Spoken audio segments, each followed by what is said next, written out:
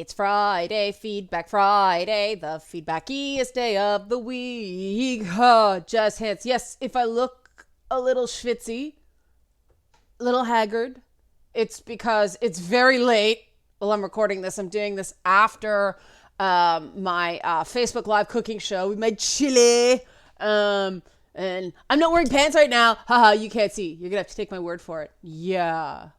Theater of the mind. I wouldn't lie to you guys about pants. I just can't show or YouTube will censor me. But that's not what this is about. This is about Lady Bits episode 10. And your comments. There are too many good comments to get to, as usual. So there are some sort of specific things that I've kind of taken notes on, but I'm not going to get to today because they're sort of their own videos. And there was a lot of stuff where I just got the sense people were commenting. They weren't really looking for a response. They were just sharing their 2 cents. Yeah, so I'm, that is my assumption. And I am going to go based on that assumption. A couple of small things before I get into sort of the meatier comments. First of all, thank you for receiving the show so well. More on that in a bit. But people liked Boobser. People like Princess Link. I was going to have Linky with me, but I'm going to do my own like separate Linky video because he doesn't like being held up. He gets kind of freaky. So as you saw in the video, I only make the cats do things they don't hate. So if they really freak, I don't make them do it. Sorry, just, there's a lot going on tonight, but, and you guys really liked Boobser, which is good. And you like Brario, which is very good for a future project that I can't talk about right now. The patrons know about it. Right. Good time to plug the, patron. Help support this channel. Become a monthly patron. Patreon.com/Leanna K. Your support fuels this channel so I can actually talk about things that are more meaningful and get less traffic instead of covering YouTube drama for the clicks. That's always good, right? Because there were a lot of really good comments and some really good feedback. A surprising amount of stuff focusing on Marxism, which I didn't expect, and now I realize I probably should. Marxism on the internet is like throwing out meat and getting confused when you like attract bears in the woods, right? But one person actually accused me of having an anti-Marxist bias, and that is such a sign of the times that because I treat Marxism as one theory among many with flaws and you know, imperfections, and I think it's useful for some things but really not in others, and because I am willing to admit to the sales job that Engels did on women that sort of resulted in first wave feminism informed by Marxist thought, I have a bias against Marxism. Facts are not bias. Facts are what we use to prevent ourselves from becoming too biased. And the commenter didn't get into it more, so I don't exactly know why they think I have some personal thing about it. My academic friends like to say I'm a comparativist. Can't say the word. Comparativist, meaning I like to go, okay, this guy, theory, fight. And I guess that's true. I just accept these things as theories. They're interesting frameworks to look at the world, but they are not proven science the way gravity or the human circulatory system is. We can't prove communism. It's a model. It's a social model. It's a way of framing the world.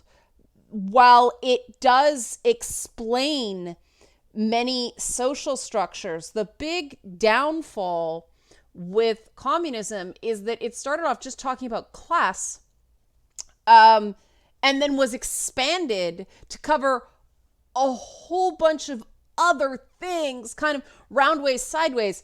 And that's where I want to bring in another comment from the lovely and talented Troy Levitt. And I know I don't normally name people in comments, and I thought about this back and forth. I don't want to single him out, but Troy is a game developer and he is a backer. And so I was afraid, because the comments are visible, you can find out who say these things if you really want to dig. I was concerned that if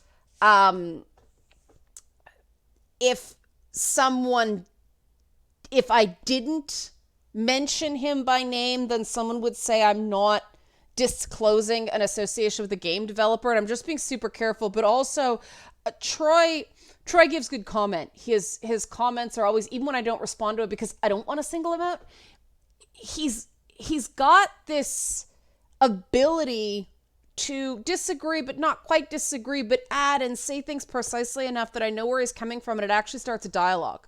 And I appreciate that so much because it does start a dialogue. It's not just you're wrong, I say so, or disagree. It's actually the start of a conversation, and I love that. And so, sort of an anatomy of a comment to show people like this is how to give good comment. And I'm going to try to find it now in the sea of other comments. I didn't know what order I was going to go. So scroll. Okay. What Troy said was, I don't buy the notion that Marx pioneered the notion that social structures could limit a self-aware person's agency. Heck, Mary Wollstonecraft was talking about this exact point in 1791 in her Vindication of the Rights of Women. And I'm like, oh, wow, someone displayed knowledge of subject. While it is true that Mary Wollstonecraft did argue that women were not inferior to men, she postulated that women should be educated essentially, and this is oversimplifying, of course, we don't have a whole lot of time, but women basically should be educated according to their class. So according to their status in society. So the big thing about that is, first of all, she was a woman, and it took many, many, many years to actually get any movement on the ideas she had. And Mary Wollstonecraft, in a fair world, Wollstonecraft, in a fair world, should have been much more influential than she was. She was a proto-feminist, so unfortunately there was no movement behind her to elevate their ideas, but Mary Wollstonecraft did still back up the idea that there were betters in society. There was a class-based system, and that was somehow natural or normal, and that, you know, the working class should just sort of, and I'm not saying she said this. I'm saying she still subscribed to this idea that upward mobility was really not a thing. And that's not a criticism of her. That was the going idea of the time. It was 1791. She was so ahead of her time. It wasn't funny. And Vindication of the Rights of Women, come on, camera, focus, was written quite quickly as a rebuttal to global events, local events. And she died before she could actually write a more thought out piece, which is unfortunate, because I mean, what could have been? You see her influence in her daughter's writing in Frankenstein so much. But yeah,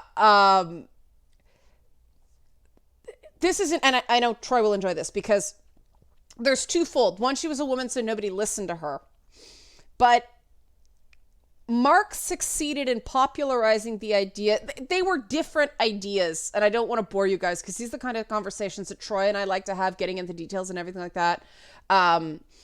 You guys may not care, but not only was Mary Wollstonecraft not attempting to discombobulate the class structure, she was just trying to make women of equivalent class equal to their husbands and be seen as more than companions. But Marx, and this is where things really suck, Marx, I think, would have been rejected as well if he'd just come out with women are equal to men. Because there were too many things, the natural law theory I talked about in previous episodes, going, no, they're not. I mean, Plato had a much more egalitarian view of women than Aristotle did. It was the proliferation of Aristotle's ideas that made them so powerful. Marx went, all men are equal, class is keeping the working class down. That's where he started. And then it was Engels who went, oh, by the way, ladies, it's not about class. Your gender is your class. And what that did, that absolutely nonsensical sleight of hand, that it's not about your social class. Yes, it is. It's Marxism. But no. It's not about that. Your social class is not your class. Your gender is your class. And so you can unify as women to rise up against, patriarchy. That's that thing, patriarchy, which is an extrapolation of Marx's social classes. So capitalism and patriarchy go in lockstep, and you were better off when everybody was just farmers working the land for nobles. I mean, no, class structure is bad. It's complete circular logic, and it completely falls apart, but it was a rallying cry. And what that ended up doing was winning the numbers game in a way that Mary Wollstonecraft's arguments didn't. Because what it did was it gave common cause to working class women who wanted better working conditions, and then noble women who wanted the vote and some other things. And it basically gave the noble women who had access to corridors of power, but there weren't that many of them. So they couldn't do these big marches. They couldn't do the big demonstrations in the streets. Teamed them up with the working class women where there are a lot more of them. And that's where we got first wave feminism. And so not only was Mary Wollstonecraft ahead of her time in so many ways, but she didn't play the politics nearly as well as Marx and Engels collectively did. Engels was a very savvy salesman. And I didn't repeat this stuff because I talked about it in another video. It does seem absurd to any modern thinking person to be like, your gender is your class, but your class is also your class. And that's where we get, intersectional theory, which is great on paper, but has been very poorly applied in practice. And I'm not going to get into that now because I want to get into a couple other interesting things.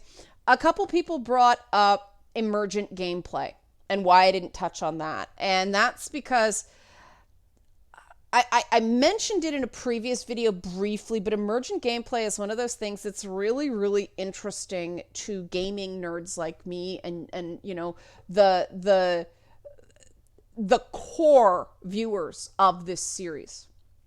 And this is one of these Patreon goals where when I hit $2,000 a month, I'm going to start doing videos just for patrons on this stuff because I know there's interest in it for some people, but these are so design focused that it kind of puts most people to sleep. There's no way of really getting into it quickly or succinctly. And for people who don't know, see, here I'm going to go. I'm going to try to explain emergent gameplay quickly, and people are going to get mad at me because it's not.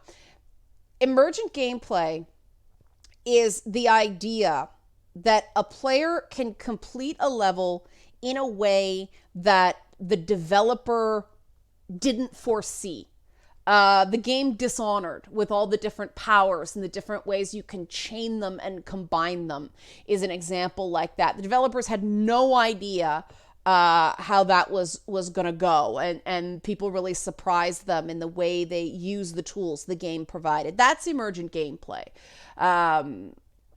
But games like BioShock and things like that also use it. Now, the trouble with emergent gameplay is maintaining difficulty, because if people can basically game the system, then if it's too open-ended, if there's, too much player freedom, then there's no difficulty. And that's the delicate balance of game design. And that's when somebody brought up glitches and what that does to the triangle of agency. And I just saw that comment about a half hour ago. And so I haven't had a chance to really think about it, but I will and hopefully get back to you, because that's a great question. I need to ponder that with my ponderer. So thank you for that. But the most gratifying thing for me in this episode, along with it was so theory heavy, and most people who commented on the theory part were like, that's really great. I never thought of it that way. Thank you for doing that. One person was like, I have a math background and I don't like the triangle, and I'm not going to get into it. I kind of snarked at them because I thought they were just being helpful. Snarked in a fun way, not snarked in a mean way. But most people really thought it was useful, and I'm glad, because I really enjoy introducing those tools, introducing those concepts, because I do think agency, different types of agency in video games is very poorly taught. I did expect some people to argue me on certain details of agency, and this was why I was kind of hesitant. Of all the topics that I cover on Lady Bits, I was most hesitant to do this one, because discussions of agency are quagmires. Some of you mentioned that in the comments, that you just get into fights and feel like you're losing brain cells because people fight over whether a character has agency, and they fight to the death and sometimes make no sense because, or make no sense according to me, because they think that if they have to admit, this character does not have the ability to really make any meaningful choices, or very many meaningful choices, is tantamount to saying they're a bad character. And it isn't. One person got mad at me because they claimed I said Superman was boring. I didn't actually say that. I said Superman written as too powerful is boring. It's a challenge making him not boring. That's what I said. I didn't actually, he is boring. I said it's a challenge to make him not boring. So I kind of got, so what you're saying is, and the response was not at all what I said. But that happens, right? That happens. People, the challenge with examples is in order to make an example relevant, you have to bring up characters that everybody knows, or enough people know to make the example relevant. The problem is people are so attached to some of these characters that they get very upset because something in their brain trips. Oh, if you say they have no agency, they're a bad character. Some people argued me on Kratos because of God of War Ascension.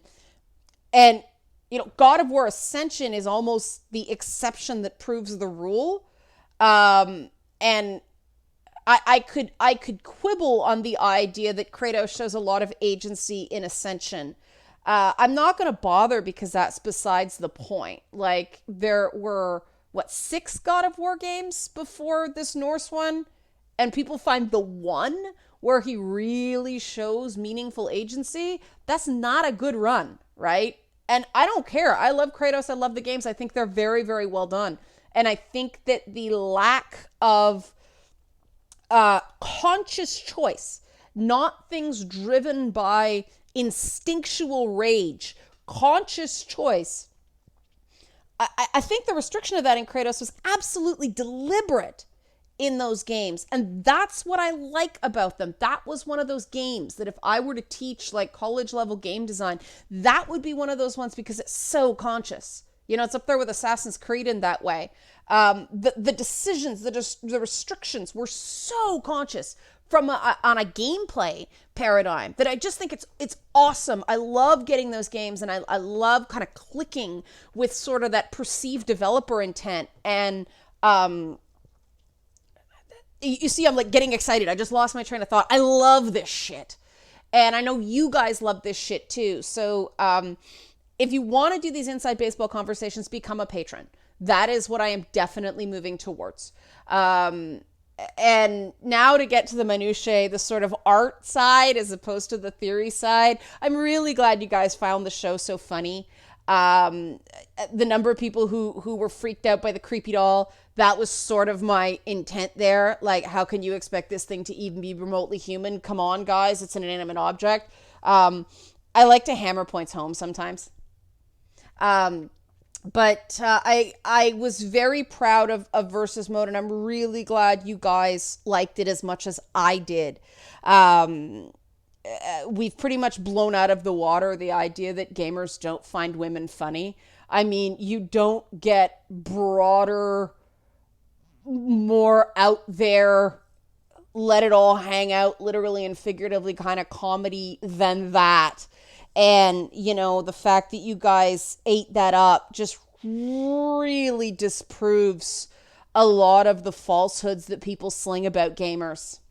And I love it every time that happens, because one of the reasons I did this show was not just to make a show about stuff I care about and that I'm passionate about. It was that I never really felt like gamers had the opportunity to engage on this idea of women in gaming without it being a battleground. And I feel very happy that you guys are showing again and again and again that if you don't feel attacked, you are open to this stuff. Even when you disagree on a few points, even when you challenge me on things, you are open to it. And that's precisely the reason you challenge me on certain points. You want to understand, you want to engage, you want to have a dialogue. And that was my belief about gamers. I had to take the risk and test that belief. And I was really afraid I was going to be proven wrong. But 10 episodes in, and you guys have consistently shown a willingness to engage. Even the people that may consider themselves anti-feminist engage with the content on its merits. And, you know, you guys did that, not me. All I did was give you the opportunity to do that. And I know I sound like a broken record on this, but I think it really is important to acknowledge when gamers are given a chance to be their best selves in this regard. And it's not like I pull punches on this. Marx, it upsets people. People get triggered by references to their favorite characters. But you guys are meeting the challenge with an open mind and an open heart. And I didn't do that, you did that. So thank you for that. And I hope you all feel a little bit good about that. The experiment is working, and that it gives us a path forward. It gives us the blueprint for common ground. And that's so critical. We can't have conversations about this difficult stuff if we don't know how. We're showing there is a way to have productive conversations. So I'm going to release you to your weekend on that. Thank you. Enjoy the weather if it's good. If you're in one of these places where the weather really sucks right now, stay inside, play video games. Okay, cool. Thank you so much, guys. Have a great weekend.